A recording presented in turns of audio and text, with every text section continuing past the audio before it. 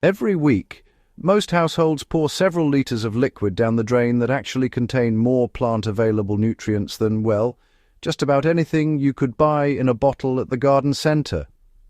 The water from boiling vegetables, the rinse water from soaking pulses, the liquid from a banana peel that's been left in water overnight, and, the diluted urine that most cultures used as a primary crop fertilizer for thousands of years, before the synthetic nitrogen industry made it convenient for us all to forget. Now, these are not fringe inputs or old folk remedies. They are, in fact, biologically active, chemically complete, plant-available nutrient sources that cost nothing, require no packaging, and produce no industrial carbon footprint. The fertilizer industry's entire business model depends on you not knowing their names or understanding what they actually do.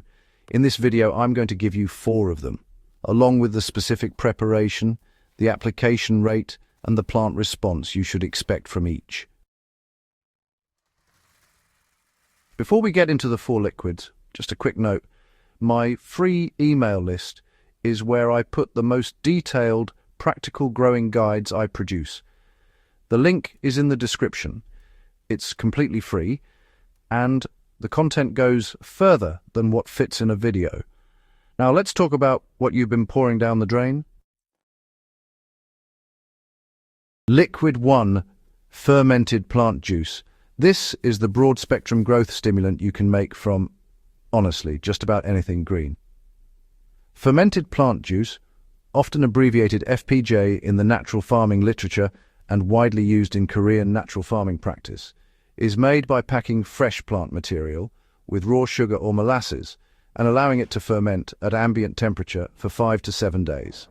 The fermentation process extracts the cellular contents of the plant material into a liquid that's rich in the plant's own growth hormones, enzymes, amino acids, and trace minerals, compounds that, when applied to soil or foliage, stimulate growth responses in other plants that synthetic NPK fertilizers just can't produce because they contain none of these biological compounds.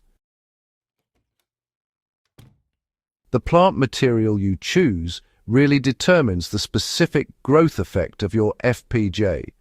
Young growing tips, the newest, most active growth at the tips of any plant, contain the highest concentrations of the cytokinins and auxins that drive cell division and root development. Comfrey leaves are one of the most nutrient-rich inputs, containing potassium, calcium, and a mineral profile that reflects the plant's deep-rooting ability to mine nutrients from subsoil.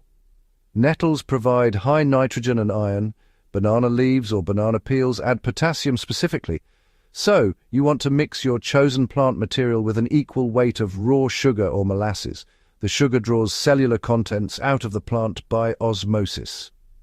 Pack tightly into a jar, cover loosely, and leave in a cool, dark place for 5 to 7 days. Strain the resulting liquid and dilute 1 part FPJ to 500 parts water for foliar application, or 1 to 300 for soil drench. Apply weekly. Plants respond to FPJ with accelerated vegetative growth, deeper color, and increased disease resistance within, usually, 2 to 3 weeks of starting regular applications. Liquid 2, vegetable cooking water. This is the mineral broth that, well, most households just pour straight down the sink. The water you use to boil or steam vegetables actually contains a significant proportion of the water-soluble minerals and vitamins from the vegetables themselves. Potassium, calcium, magnesium, and a whole range of trace minerals leach into cooking water during the heating process. That's why cooking water from vegetables is nutritionally valuable for human consumption in soups and sauces. And it's equally valid as a plant nutrient source when applied to soil. Just make sure to allow vegetable cooking water to cool completely to room temperature before applying it to plants, because hot water applied to roots causes immediate heat stress damage. You can apply unsalted cooking water directly to the soil around any vegetable, herb, or fruit plant at your normal watering volume. But do not use cooking water that was salted. Sodium accumulates in soil and suppresses biological activity at concentrations that, honestly, develop pretty quickly with repeated applications. The specific minerals most concentrated in vegetable cooking water: potassium from potato and sweet potato water, calcium from brassica water, magnesium from leafy greens. These are the ones most commonly limiting in intensively cropped garden soil. Potato cooking water deserves specific mention because it contains, in addition to minerals, starch that was released from the potato surface during cooking. This starch is a direct food source for soil bacteria. It functions in the soil in exactly the same way as the starch in rice water, triggering a microbial population expansion that improves biological activity in the treated soil. A regular habit of applying cooled, unsalted potato cooking water to your garden beds throughout the season is one of the simplest and most overlooked soil improvement practices available to any household that cooks potatoes. It requires no preparation beyond cooling and carrying. The mineral and biological inputs it delivers are genuinely meaningful at the scale of a home garden applied consistently through a growing season. Liquid 3. Banana peel water, the potassium and phosphorus source that costs nothing and takes one day to make. Banana peels contain significant concentrations of potassium, phosphorus, calcium and magnesium, minerals that are frequently limiting in container-grown plants and in intensively cropped beds where potassium is removed in every harvest. The traditional practice of burying banana peels beside plants, commonly recommended for tomatoes, roses and other potassium-hungry crops, makes these minerals available through decomposition over weeks.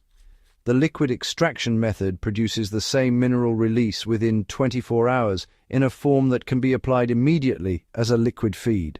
Place 2 to 3 banana peels in a jar or container and cover with 1 liter of water. Leave at room temperature for 24 to 48 hours. No fermentation is required or desirable for this preparation, which is a simple mineral extraction rather than a fermentation. The water will yellow slightly as minerals leach from the peel. Remove the peels, add them to a compost heap or bury them, and apply the liquid undiluted directly to the soil around potassium-hungry crops. Tomatoes showing the yellowing lower leaves that indicate potassium deficiency respond within a week of banana water applications. Fruiting plants in containers, where potassium leaches with every watering, benefit most from weekly banana water applications through the fruiting period.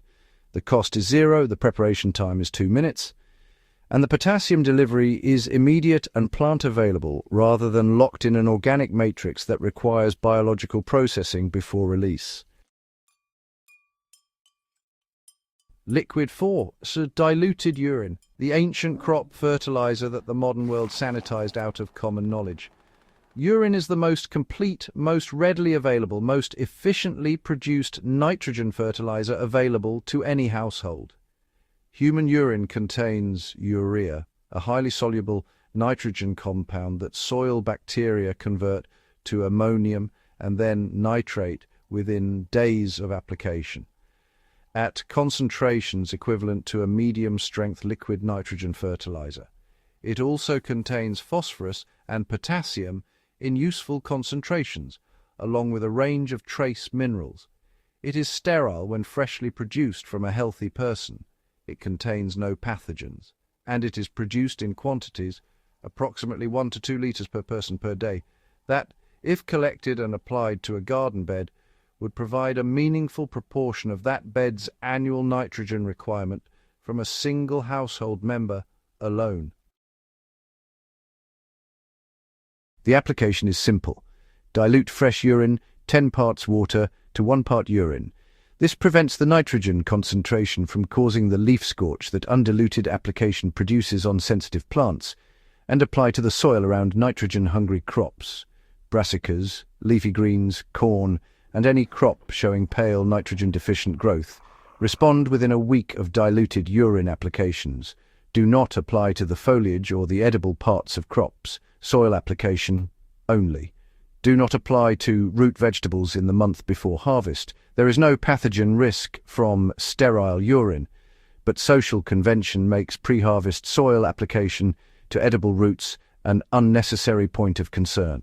Apply regularly through the vegetative growth period, reducing frequency as plants move into flowering and fruiting when excess nitrogen suppresses fruit set.